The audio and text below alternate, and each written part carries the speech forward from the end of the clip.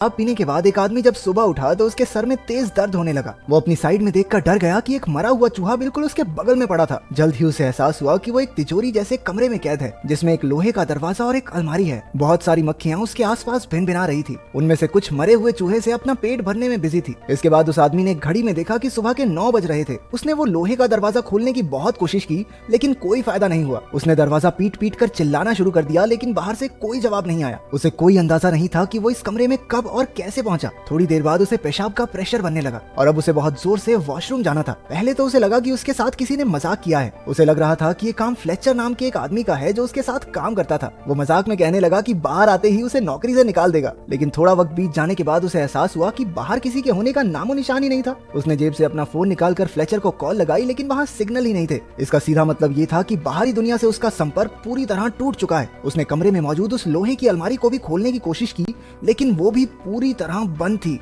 कमरे में चलकर उसने छिपे हुए कैमरे भी ढूंढने चाहे लेकिन वहां ऐसा कुछ नहीं था। अब उसकी समझ में कुछ नहीं आ रहा था और धीरे धीरे उसका चिड़चिड़ापन गुस्से में बदलने लगा। उसने जोर जोर से अपने कलीग्स पर चिल्लाना शुरू कर दिया। गुस्से से भरकर उसने अपनी बेल्ट उतारी और लोहे का दरवाजा पीटने लगा। कुछ देर बाद वो थक कर रुक गया क्योंकि उसने एक दिन से कुछ खाया भी नहीं था। उसने चिल्लाकर कहा कि अगर उसे बाहर नहीं निकाला तो वो सबको पुलिस के हवाले कर देगा। लेकिन फिर भी बाहर से कोई जवाब नहीं आया। पूरा एक दिन बीत गया था। अब उसने नींद से उठकर अपना फोन चेक किया लेकिन फोन भी उसके हाथ से छूटकर नीचे गिरकर टूट गया। वहाँ ना खाना था ना पानी, इसलिए जिंदा रहने के लिए उसे कुछ तो करना ही था। उसने अपना जूता उतारा और मजबूरी में उसी में पेशाब करके पी गया। अकेलेपन और भूख की वजह से अब वो पागल सा होता जा रहा था। अचानक उसे ऊपर लगी ट्यूबलाइट में एक चाबी दिखाई दी। उसने तुरंत लाइट तोड़कर चाबी बाहर निकाली। उस चाबी की मदद से वो लोहे की अलमारी खुल गई जिसके अंदर उसे प्योर ऑक्सीजन के 2 कैंस और छेनी हथौड़ी जैसे कुछ औजार मिले।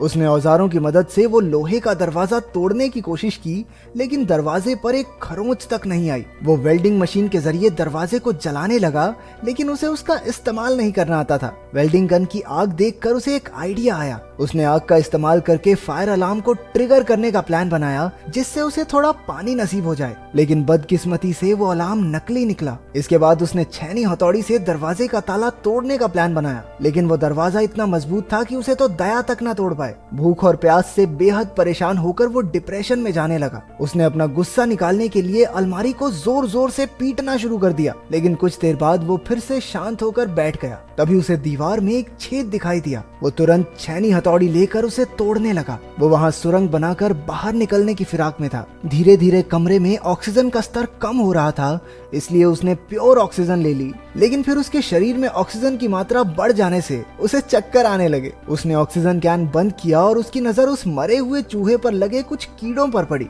अब जिंदा रहने के लिए उसे बियर ग्रिल्स बन के वो कीड़े मकोड़े भी खाने पड़े। पेट पूजा के बाद उसने सुरंग बनाने का काम जारी रखा। काफी मेहनत के बाद उसने वो छेद बड़ा कर दिया और उसे दीवार के अंदर मौजूद लोहे के सरिये दिखाई देने लगे। उसने वेल्डिंग गन की मदद से वो सरिये काटे और दीवार को तोड़ना जारी रखा। कुछ ही देर में वहाँ से रोशनी आने लगी जिसे देखकर वो खुशी से झूम उठा। अब छेद इतना बड़ा हो चुका था कि वो उससे बाहर निकल जाए लेकिन जैसे ही वो उस दीवार के उस पार गया उसके पैरों तले जमीन खिसक गई। वो बाहर की दुनिया में नहीं बल्कि वैसे ही एक और कमरे में आ चुका था। उसकी सारी मेहनत बर्बाद हो गई थी। वो निराश होकर पागलों की तरह लोहे का दरवाजा पीटने लगा। थोड़ी देर बाद शांत होकर उसने इधर उधर नजर दौड़ाई। कमरे के एक कोने में एक लाल रंग का ताबूत रखा था। उसने ध्यान से ताबूत का ढक्कन हटाया और उसके अंदर एक सुंदर सी लड़की को देखकर उसकी आंखें खुली की खुली रह गई। वो मरी हुई तो नहीं लग रही थी, तो शायद गहरी नींद में सो रही होगी। जब उस आदमी ने लड़की को जगाया तो वो बुरी तरह से डर जाती है। जब उसने उससे बात करने की कोशिश की तो पता चला कि वो एक दूसरे की भाषा नहीं समझते थे। वो लड़की डर कर उसी के पुराने कमरे में जाकर छिप गई। उस आदमी में उसे कुछ भी समझा पाने की ताकत बची ही नहीं थी, इसलिए उसने ताबूत में ही सोकर रात गुजारने का फैसला किया। लेकिन बीच रात में ही डरी हुई लड़की ने आकर उसे जगा दिया। उसने आदमी को सुरंग का काम जारी रखने का इशारा किया लेकिन भूख प्यास की वजह से कुछ भी करना उसके लिए नामुमकिन था। इतने दिन काम करते करते उसके हाथों पर भी चोट आ गई थी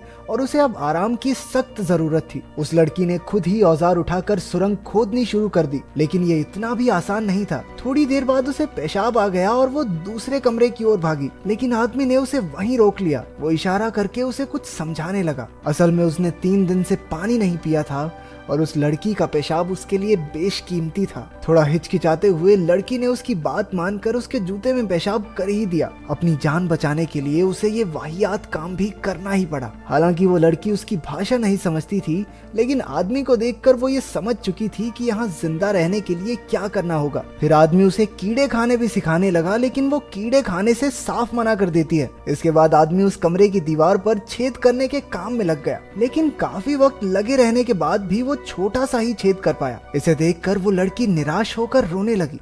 ये दीवार टूटती क्यों नहीं है? टूटेगी कैसे, अंबुजा सीमेंट से जो बनी है। आदमी ने एक गाना गाकर उसे शांत किया और वो भी उसके साथ गाने लगी, लेकिन तभी गलती से उस आदमी के हाथ पर हथौड़ा लग गया। लड़की ने तुरंत अपने सर का कपड़ा निकालकर उसके जख्म पर लगाया। देखते ही देखते उनमें दोस्ती हो गई और दोनों इकट्ठे खोदने का काम करने लगे। अचानक लोहे के दरवाजे का ताला अपने आप घूमने लगा। दोनों भागकर उसकी ओर गए, लेकिन ताला फिर से पहली वाली जगह पर आ गया। काफी देर ट्राई करने के बाद उन्हें समझ आ गया कि जब तक वो दरवाजे से पीठ करके रखेंगे तब तक ताला खुलता रहेगा। धीरे धीरे वो पीठ करके दरवाजे के करीब पहुंचे। आखिरकार इस तरकीब से दरवाजा खुल गया और दोनों तीसरे कमरे में पहुंच गए। बदकिस्मती से ये भी वैसा ही सेम कमरा था जहां एक खाली कब्र रखी गई थी और पहले जैसा ही लोहे का दरवाजा भी था। लड़की ने समझदारी दिखाई और जल्दी से पिछले कमरे से सारे औजार उठाकर ले आई। उन्होंने इस दरवाजे को भी पहले की तरह खोलने की कोशिश की, लेकिन वो जो भी करते दरवाजा बंद ही रहता। अब उनके पास कब्र खोदकर सुरंग बनाने के अलावा कोई रास्ता नहीं बचा था। अब उस आदमी के शरीर में बिल्कुल ताकत नहीं बची थी